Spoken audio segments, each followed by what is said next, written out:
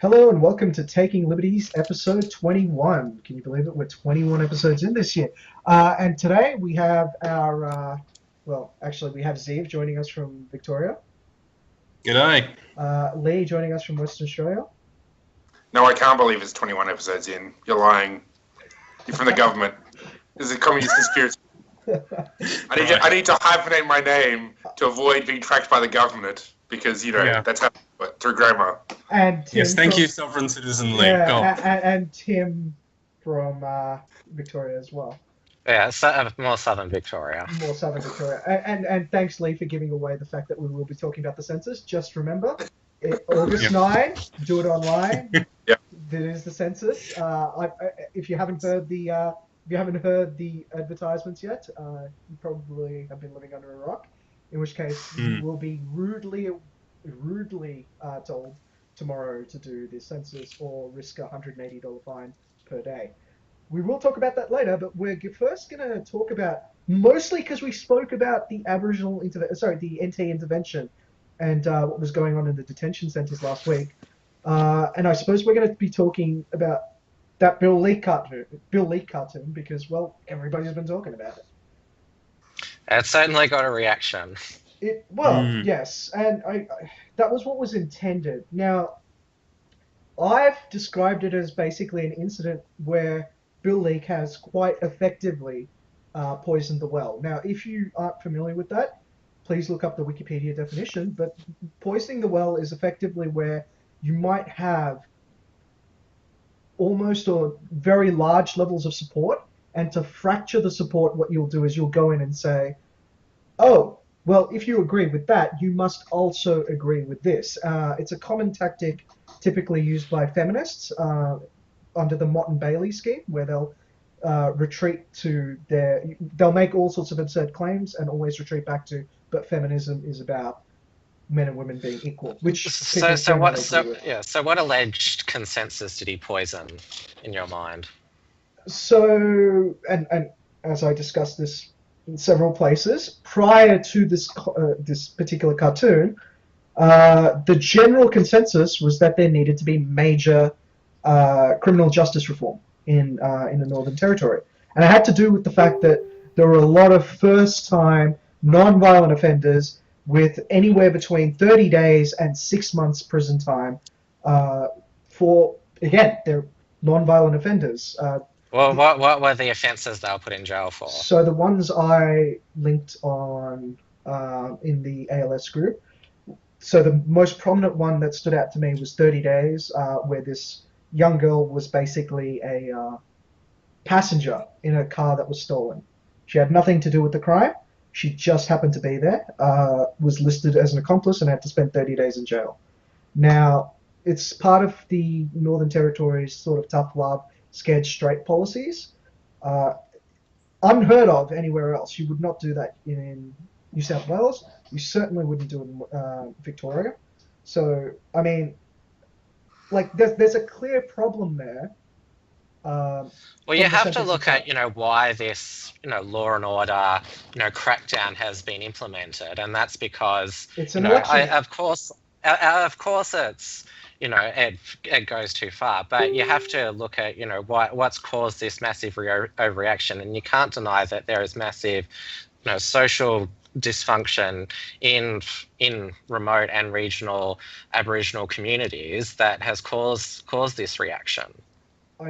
Well, not really, because, politicians overreacting to appeal to, law and order type conservative voters is not exactly like a new thing. Yeah, and plus I can actually cite, because I did in the ALS group, the Australian Institute of Criminology study, which shows that the crime rate in Northern Territory is not actually any higher than anywhere else, except the ACT, which has a really, really, really low crime rate. Which Libertarian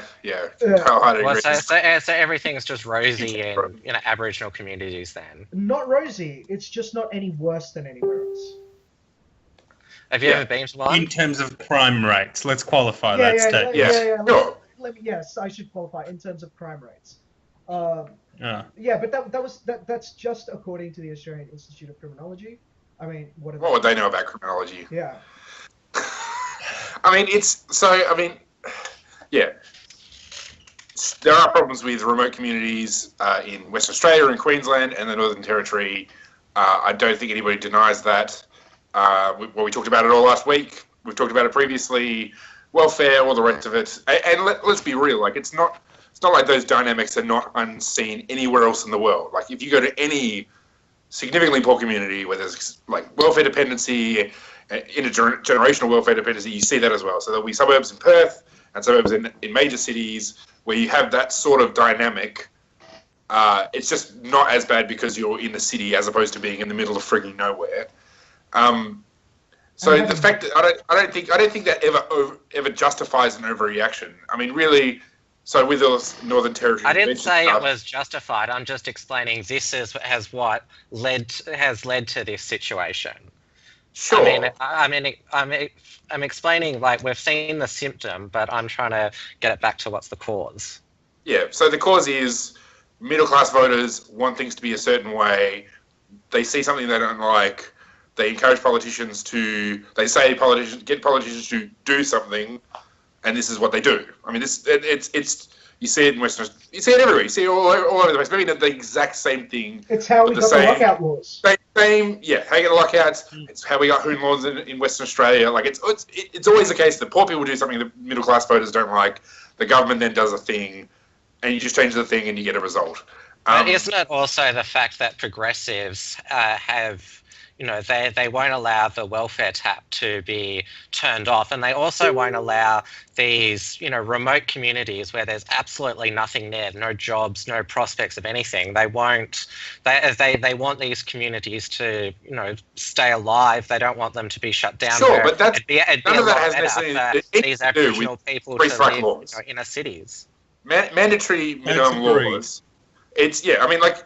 We can all agree on that sort of stuff, but that's totally separate from the issue of three strike laws and mandatory minimums and all this kind of stuff. Like that's a separate issue.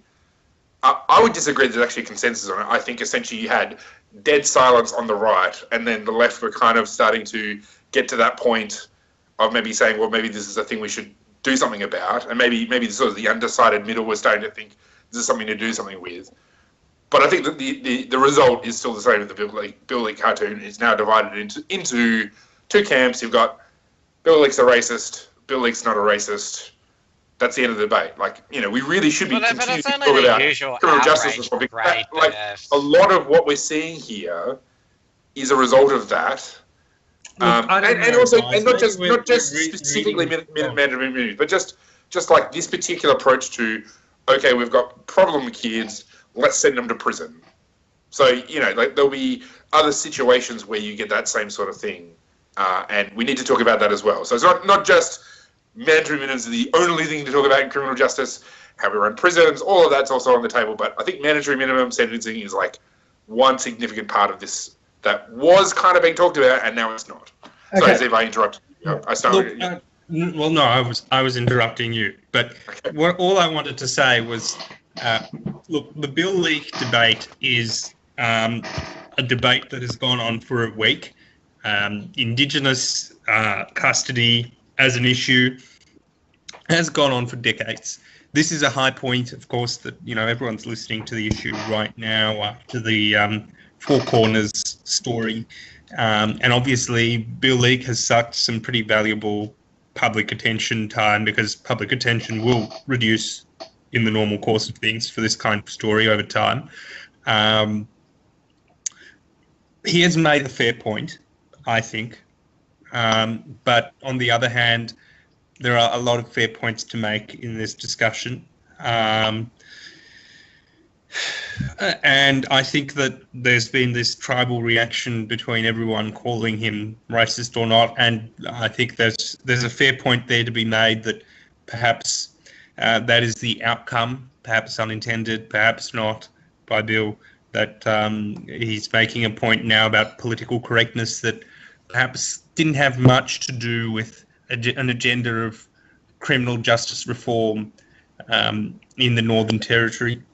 And But he was outraging people who, weren't offering a decent solution anyway. So it's not like he's. Well, perhaps So hang they on. were, perhaps they weren't. So what's the Let's solution not- now? Hang on. I want to know what the solution is now. So what are we You're talking asking about? me? Yeah. What do you think the solution is now? Based on What the progressives? I don't care what the progressives basically- think. I don't care what they think right now. I want to know what the solution is. You've said that they were not people who were like going to contribute to any solutions. So I want to know what the solution is now in your mind. The solution is to cut off the welfare and try and shut down these remote communities where there's just nothing there. That's what I think. So, Sure, That's but one that's and I those things are probably worthy goals, but that's not going to happen anytime soon. Like because of the progressives who think that they need well, no, to it's stay not even against, that. No, It's not because even the welfare is a progressives. bipartisan policy. Massive welfare is not just progressive. Well, the conservatives Conservatives are on board for it too. And the Conservatives would like to remove, shut down Aboriginal communities, or would like to remove, welfare dependency. But they're scared of being called racist. That's the thing. They're scared of, the left going feral at them. No, it's probably because they'd freaking lose elections over it. If you start saying I'm going to go to these remote places and tear people, shut them down, the first thing that comes into normal people's minds, at least my mind, is a bunch of police running around, picking up a whole bunch of Aboriginal kids and putting them somewhere else. I'm sitting there going that's actually a terrible mental image to project. No conservative politician wants to be thought of that way. That would be the media. No, that's not the media. That's not the media. That's literally just the mental image that comes from when you describe. Yeah. That's the mental image that comes from when you describe as I'm going to go out there and shut down those Aboriginal centres. That is the mental image that comes to my mind. No media put that to me. That's what I thought the moment you said I'm going to shut down the Aboriginal centres. Messaging is very important. I mean, we need to say things. I think if they had the determination to do it, they could do it and get it. And okay. Well, Tim, I don't know if that's the case. The fact is that determination is not all that's needed, because messaging is a very important part of politics that, as we've seen in the last election or more, is very difficult and very easy to get wrong. We had Malcolm Turnbull apparently making the case for corporate tax cuts, and I'm so sorry to divert, but very briefly, but who knows what that case is right now? Nobody really knows. It was a comprehensive failure. Now, the point I make simply is that messaging is incredibly hard, and that's why politicians shy away from tough issues as well. Anyway. Yeah. That's all I think on top of that, okay, let's just say, okay, we actually somehow by some miracle actually tackle this welfare thing. We start we take away all the subsidies for these communities. Well, that's not the only thing that's holding these people back. It's not like if you just take away those things, then they're going to be they're going to be rolling around in some sort of Edenic paradise where where everything's gonna be great and wonderful and peachy.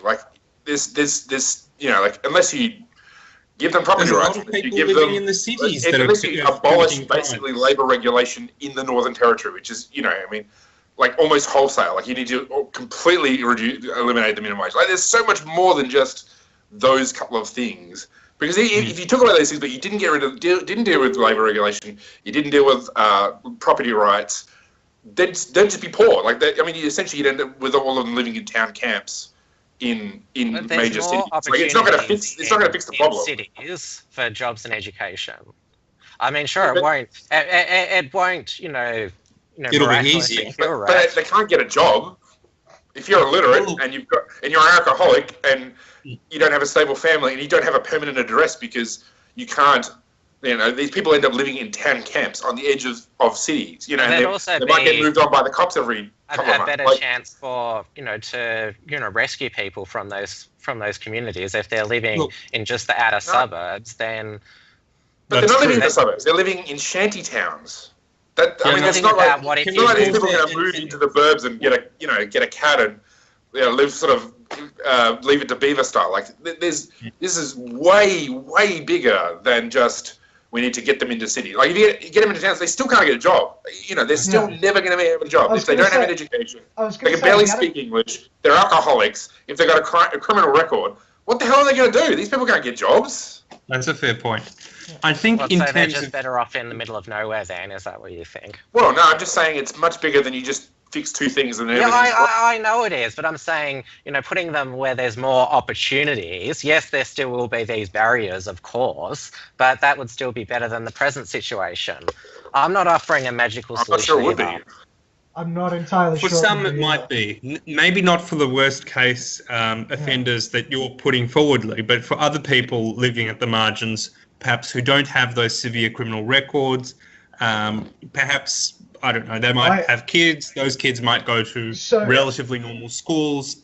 But I mean, if they're welfare dependent, they're basically going to move into welfare in cities. Yes. I mean, like, cities are full of an underclass of people who are welfare dependent. Like, so unless you're going to completely eliminate the welfare state, which is never... Yeah. I don't think it's going to ever happen in our lifetimes. I was also going to say, the other problem that this creates, where you're moving these people into the urban centres, is the situation that was there prevalent in, Redfern, right? The place was just a freaking shithole until it got gentrified. And it becomes ridden with crime. Like, you can't just uproot people like this, man. It doesn't work. It has historically never worked. And, like... Quite frankly, the only other people that I know of that have tried and done this type of policy are the freaking Maoists. Like, the Great Leap Forward is what you've just described, where people got plucked out of, like, you know, their rural communities and just dragged into cities. I don't think Tim is calling for them to be forcibly taken. I think he's just saying... Make them work in smelters. Do it. I think he's just saying that welfare payments should be cut off, basically. If you choose to live in that remote location and can't find work, you're going to have to move. That's Tim's point. I don't think that he's saying we should take the cops and throw them there. Yeah. Right. That's very good. And I want to say, can I just say for the record, like, I actually think we need to look at that as a thing, but it needs to be part of a bigger, long-term strategy. Like, you can't just cut them off and think that things are going to be good for them. This is a massive issue. It may not be good for a lot of them. It may be good for some of them. We don't know. Go on. So here's the thing. It's not as if I don't disagree with any of these things. I think getting them off the grog, getting them off the welfare, getting them into jobs, all admirable things. But from my perspective, none of that starts until you can start talking about property, right? Stable. Once you have property rights down, and you look at the history of things, as soon as you have an understanding of property rights, or like some sort of covenant where you can have property, all of a sudden, then you start getting all those other things. You start getting stable employment. You start getting, basically education going. As soon as you have that, as soon as you lock down the stability of housing, right, that's when everything happens. And I think we need to actually have, like, as a starting point for the First Peoples, a discussion about what it means for them to actually have property. Because this is what Tim Wilson has said for a long time, isn't it? The now Liberal member for Goldstein. Melbourne? Goldstein. Yes. Yeah. So he's made a big deal of this. Yes, of course he has, and he and I agree with this on many times. And it's just because any way you look at it throughout history, once you get property rights down, everything else starts working, right? You can have a whole bunch of other shit around it. You can have the biggest fucking welfare state, but until people understand that they have something that is theirs, right? It's nothing. They don't care. But that's also not a magical solution either. I mean, obviously what I propose is not a magical solution either. That is not going to be magical either. Nobody's proposed a magical solution. If nothing else, if you give them genuine property rights over large tracts of even remote areas of Western Australia and the Northern Territory and Queensland, like, there's a lot of stuff under the ground that they could then essentially do deals with mining companies to be able to be extracted. But then the progressives always get in the way and say that, Sure, okay, but that's why... This is lead to a separate discussion of, like, how we strengthen property rights and how you don't have You don't need 4,000 approvals to open a In mine. any proper solution, you're always going to get the progressives screaming that any change from the current situation is racist or trying to, whiteify the Aboriginal people. Fine. Let's have that fight then. Let's actually take that fight straight to them. Let's actually go, look, this is actually something that improves their livelihoods, right? Why don't conservatives just get back behind the Liberals and go mount the actual case for improving people's lives through proven, effective ways to get them to where they want to be? Because they don't want to be called racist by the left. That's the main thing. As if they care. No, they don't care. Conservatives don't give a crap. Yeah. Man, seriously, Andrew. The only time Andrew Bolt ever talks about Aboriginal people is when it's part of the culture wars. Whenever these conservative commentators, they never. They're basically the conservative movement is more busy fighting the culture war than it is fighting for property rights and fighting for economic freedom. Let's be completely real. None of these people are serious about it. They're about as serious about property rights as the progressives are. I don't know if that's the case. Firstly, I've seen references to Tim Wilson's work on Bolt's blog. Secondly, we're getting into this tribalistic, the progressives are after us, the conservatives don't care. Who does this help? This doesn't help anyone. It's just... I'm talking about one of the limitations on implementing solutions. Yeah, I accept what you're saying, Tim. There is electoral disquiet, there is media disquiet. All of these things are true, but the fact is that I don't know if assuming that entire classes of people are enemies rather than people to be convinced is the way to go. That's all I'm saying. And even people, progressives, what have you, can be open to having their minds changed and to going along with the program. Anyway. So, yeah, I accept that there'll be a debate, but let's not, dismiss half or more, or even the media or the journalists or what have you, as totally lost causes in all respects just because they have some preconceived views. I don't. Can I just interrupt just after that? Same with conservatives, so-called. Absolutely. And I think that's why it makes mandatory minimums such a great topic to talk about, because it's one little shitty bit of policy we can fix. It's not a huge, it's not a huge thing. At least these potentially 50% of the political spectrum might actually care about it. Even if the other 50% don't care about it, that's cool. As long as I don't stop it, I don't care. Mandatory minimums is at least one small thing we can tackle. Yeah. We can get it done right now. We don't need to spend 400 years trying to unpick the Gordian knot. So let's focus on one small thing we can fix rather than trying to fix the whole thing, whole hog. Yeah. I accept that mandatory minimums is an easy case to make, relatively speaking. It's really hard. I mean, no other jurisdiction in Australia, I think, has mandatory minimums for the vast majority of offences. There are very isolated mandatory minimums. Driving offences really are the only ones where there are mandatory minimums, so-called, I suppose, for driving offences. And even then, they're pretty minimal as well. Minimums in a way. Pardon? I'd imagine drugs as well. Oh, drugs? Well... For trafficking, not really. Traffic, no. At least not in Victoria. Okay. I can't say that elsewhere. I'll leave it to your expertise if you're telling me. Yeah. I just assumed that it was an area that drugs, No, not in Victoria, and I dare say not Australia-wide. Fantastic. There are higher offences for trafficking, but not mandatory. So in that case, I will use this to pivot onto our second topic, which is the census, and basically what a bunch of arsehots the ABS has been by forcing us to. So the ABS is going to be taking your name and your address. The Australian Bureau is for anybody who's not in Australia, just worth mentioning. Oh right, yes. For the benefit of those who may not actually. Yeah, I forgot about those guys. Sorry, non-Australians. ABS is Australian Bureau of Statistics. As Lee mentioned, they collect all of the statistics, a lot like the National Bureau of Labor Statistics in the United States. Every 5 years. Yeah. So our census occurs every 5 years. This is the first time though that they're not only just collecting personal data, but having it attributed to you like your census details, for the for the next 5 years, I think, actually. Until And the that's next online years. as well. Yeah, and it's online. That's Well, fine. Well, they claim the data will be separated, but kind of not. It's not really clear what they're using it for or proposing to use it for, which is part of what undermines their entire yeah. argument that they should retain the names. Really, it's just not clear what they need them for. It's not statistical data. Go on. So the interesting thing is the West Australian Census Director said that there are two penalties when it comes to the census. There's $180 a day if you don't fill it out, and the other one is $1,800 if you have knowingly given incorrect data to the Census Bureau.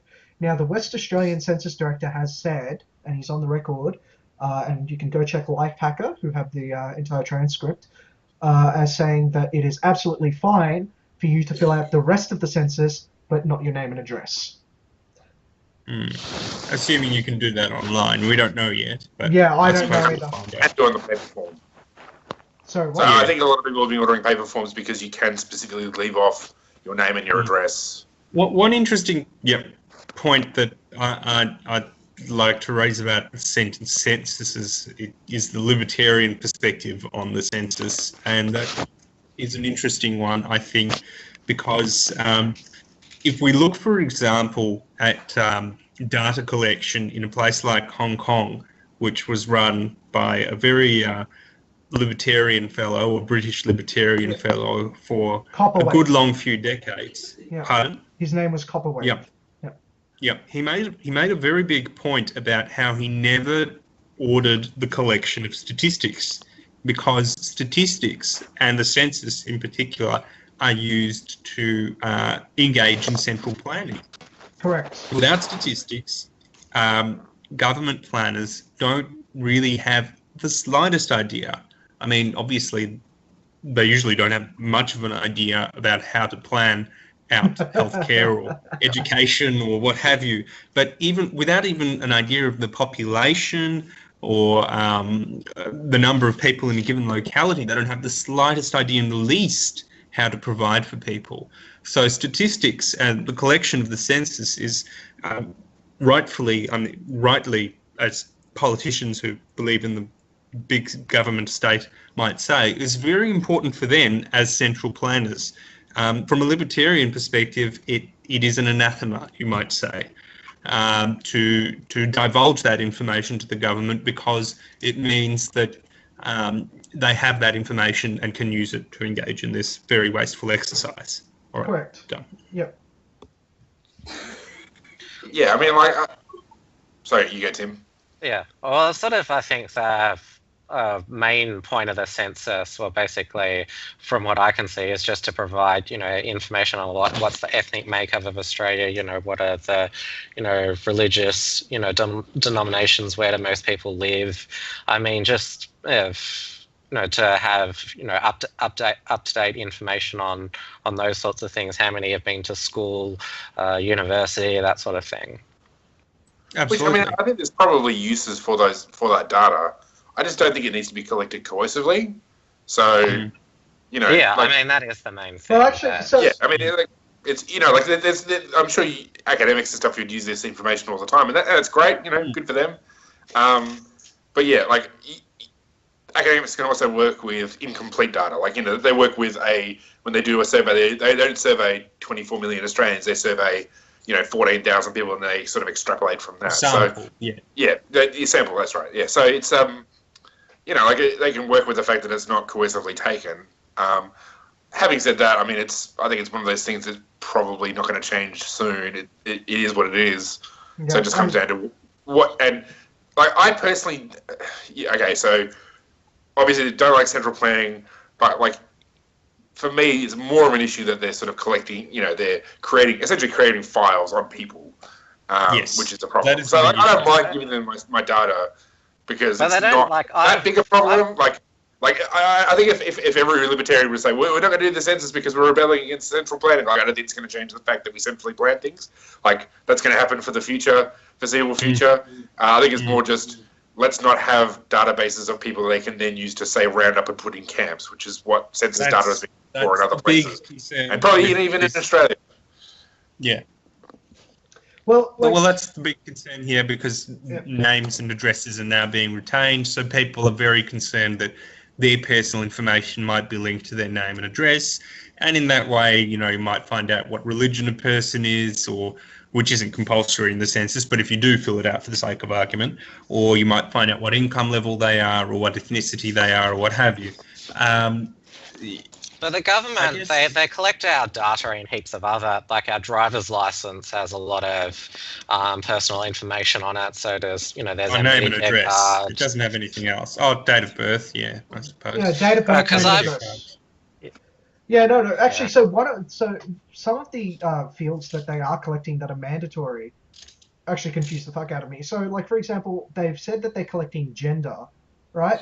But it's like the it's like the university definition of gender. So it's not just male and female. It's like male, female plus whatever the fuck you might want to call yourself.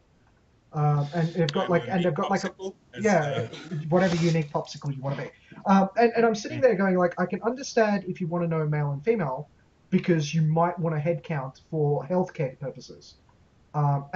Guys who are on Tumblr who want to have this big argument about, I identify as whatever. It actually attack helicopter. Yeah, attack helicopter. It actually doesn't matter, except in the case of medicines, right? It literally doesn't matter outside of that. Yeah, which is the only reason to ever ask it, and which is why I'm saying, like, it belongs on medical information. Maybe I'm not sure why it belongs on the census, right? That is the part that confuses me. It's just like there is nothing medical at all in the census. They might be collecting the data for hospitals, in which case it makes perfect sense, and the way the question should have been structured are you a biological male or biological female? The question as it stands right now seems to be only there to just go like. Well, that's because for most ordinary people, information it's a is pretty easy politically valuable. It's politically. Because the answer is that information is politically valuable. Sure. Now, politicians and bureaucrats can look at it and see, well, here is the number of people who identify as trans, and here is the number of people who identify as male and as female, and all of these other categories. And on the basis of that information, they can make electoral decisions about how much money to hand out to people. It's true. Sorry, I'm being very cynical. That's very cynical. They've been promoting, like, being part of the census is that they use that information to do all their funding calculations for the states and whatnot. So, I guess that's part of it as well. Again, we don't want central planning, but it's going to happen anyway. So, in terms of, like, when it asks about your relationship status, it only asks about, are you married, widowed, or separated. It actually doesn't ask if you're in a relationship, like, just by itself. So it actually only sort of cares about, legal definitions of relationships and really, other things. They don't have a de facto option. No, I didn't see one when I did the online. No, but but the explanation says, like, but the explanation says that if you're a de facto, you list as married. Oh, well, there you are. Yeah. So that means there'll be technically gay marriages being recognised in the census. Correct. In a way. In a very roundabout way. I mean, there's so do we want to talk about, like, whether people should dodge the census or not? Okay, or how do they go about it? No, so the life hacker story. The life hacker is the article on this is the only one that I've seen that encourages you to do something in a legal way. Everything else is illegal. So giving the wrong name, technically illegal. Giving the wrong address, illegal. Purposefully putting incorrect details in there, illegal, and also not filling it out, also illegal. But based on what the West Australian Census Director has said, you can leave the name and address field blank. So if you want to do something illegal, there's an article that Digital Rights Watch put together talking about essentially, like, what is the history from, as best they know, of... it was the Electronic Frontier Foundation. Yep, EFF. Electronic Frontiers Australia. Yep. They talked about, like, the history of kind of prosecution, basically saying it's not zero, but it's not common. They deal with a lot of forms. A lot of people fall through the cracks. And essentially, if you can persevere by just dodging appointments with census people, of just generally being difficult, avoiding the census collectors, you can get away with it. But now that it's online, it's a little bit harder. Yeah, well, but except, I mean, they still collect paper ones, so... Yeah. You can just declare yourself a sovereign citizen. No, but if you were getting the paper one, it's too late for that now anyway. You must have ordered it, 2 weeks ago. So Right, okay. Yeah, so, I mean, if you haven't... It's not necessarily. I think today was the deadline, but anyway. For the because paper you don't, they collect the census forms, the paper ones, well after the census day has been. So you have to enter the data for that night, but they actually don't collect, because they send people door to door to collect the forms. Yeah. So, and if you don't, if you didn't receive it, they basically said if you didn't receive it, in time, that's okay, as long as you just sort of keep track of what's going on. You can hand in the form later. You basically have until the 23rd of September to fill it in. That's what the people there say. Yeah. So either do something illegal or don't do something illegal. If you want to make I've covered all options. Go for it. I've covered all options, I believe. Yeah. My only thing is, if you're going to say you've gone fishing in the middle of nowhere, don't sit in your land room with your phone on because of all that metadata stuff. You don't want. I don't know what the reach of the ABS is, but you don't want to be found out having a... I doubt they're that competent. I mean, really. They're probably not. Department. I mean, I have a lot of mates who would probably boycott, except they're $180 a day is a bit stiff. Actually, it's like cheaper to not vote, definitely. Yeah. But I was actually going to say, it's their competency that actually brings me the biggest question as to whether they should hold this data. I mean, they basically said, we're going to hash the data, right? So that, even if someone gets it, it's going to be encrypted. And I sat there and went but it's data at rest that's sitting there for 5 years, right? Assuming you use the strongest algorithm, right? A computer, computers are getting faster and faster. As long as the person, increases their... Has enough patience. Yeah, has enough patience. Within 5 years, they should be able to break it. Now, whether they do or they don't, that's a different question. My point is, your data is at rest for 5 years. So it needs to be fucking... And most of that data is pretty usable even after 5 years, Yeah. If you list your previous... Because I'm pretty sure you list all your previous addresses and stuff as well, don't you? Yeah. So there's a lot of stuff there where even if you, 5 years plus 1 day, it's still going to be pretty helpful if you want to try and fraudulently use some of these details. Particularly things like it's going to contain your previous addresses, right, which are typically used by credit card companies to determine, if you're the same person.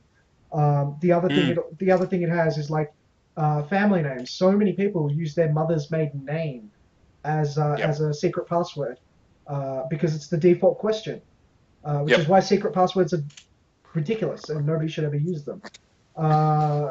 Also, street names and schools and all of that stuff. That's all in there. So, I mean, I there should not be any attribution at all, and I don't think they've thought this through.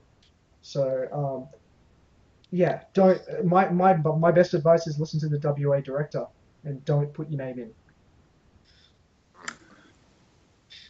I have a mygov.gov account, so I've already given all my information to the government. Hey, someone's been on welfare. Big Brother has you, Tim. We'll pray for your soul as you be drawn into the machine. Yeah, I actually just discovered about MyGov this year because I was told that I should sign up for one so that I could see my tax returns. I didn't even know this was a thing. It's such a shit website. I mean, it has so many glitches, and I tried to change my details once, and it wouldn't let me. I'm pretty sure that's a design feature.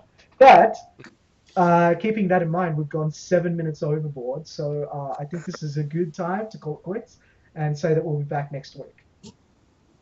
All right, see you everyone. Bye. Bye. All right, have a good night.